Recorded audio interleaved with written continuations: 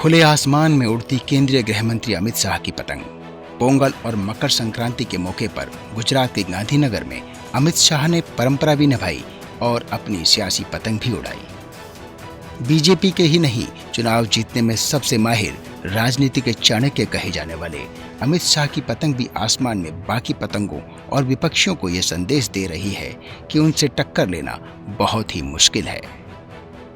सियासत के हुनर तो सभी लोग देख रहे हैं और यह भी जानते हैं कि अमित शाह ने सियासी पतंगबाजी में कई सियासतदानों के पेच काटे हैं।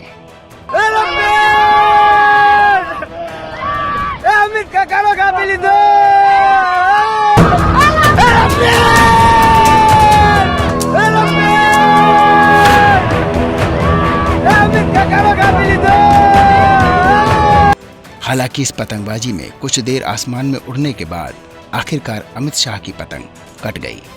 अब यहाँ अमित शाह की पतंग तो कट गई, शोर भी काफी हुआ, लेकिन विपक्षियों को यह समझना होगा अमित शाह की पतंग काटना इतना आसान नहीं है।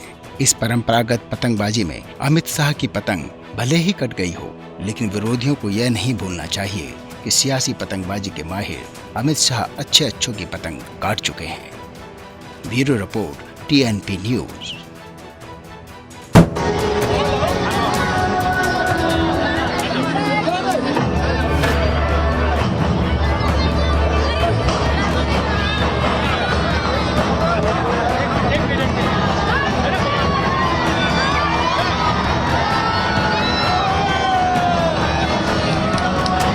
खुले आसमान में उड़ती केंद्रीय गृह मंत्री अमित शाह की पतंग।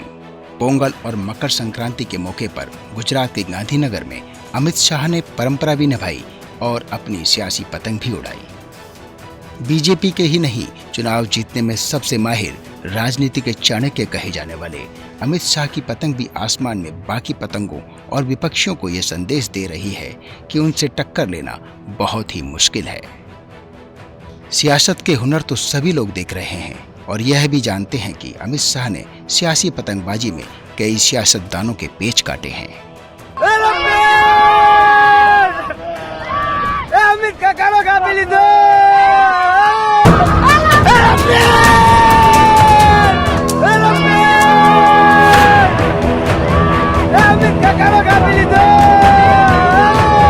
हालांकि इस पतंगबाजी में कुछ देर आसमान में उड़ने के बाद आखिरकार अमित शाह की पतंग कट गई।